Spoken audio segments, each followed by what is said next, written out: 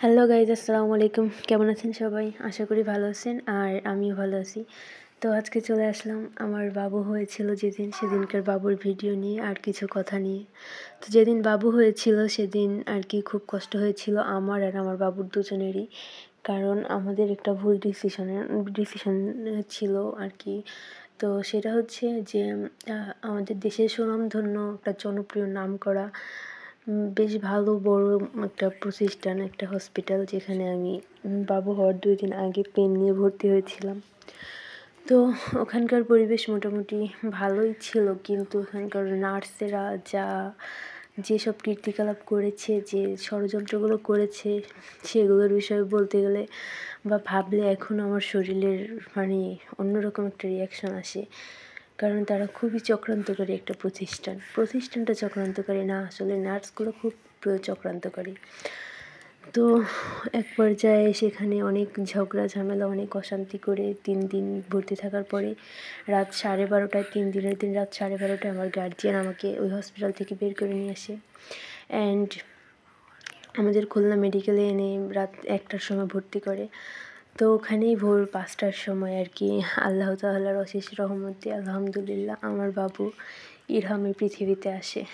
তো চলেন ইরহামকে দেখি। এই যে দেখেন ইরহাম।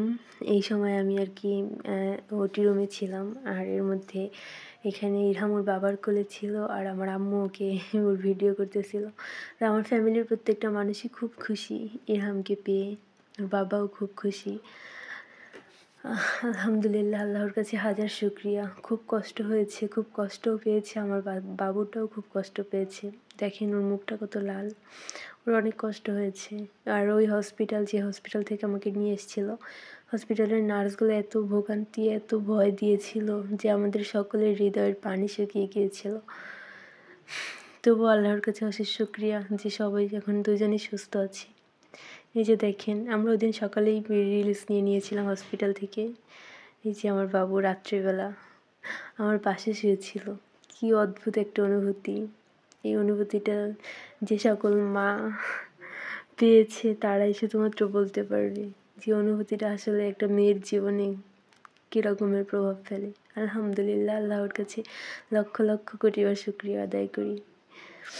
তো ওই হসপিটালটার ব্যাপারে যদি কেউ জানতে চান তাহলে আমাকে বলবেন, আমি অবশ্যই হসপিটালটার নাম মিটিগেট করব, আমিও বলতে চাই। কারণ অনেক মানুষই ওদের দ্বারা এরকম প্রতারিত হবে, ওদের ওদের চক্রান্তের শিকার হবে। তো আমি চাই না যে ওরকম খারাপ পরিস্থিতিতে কেউ পড়ুক।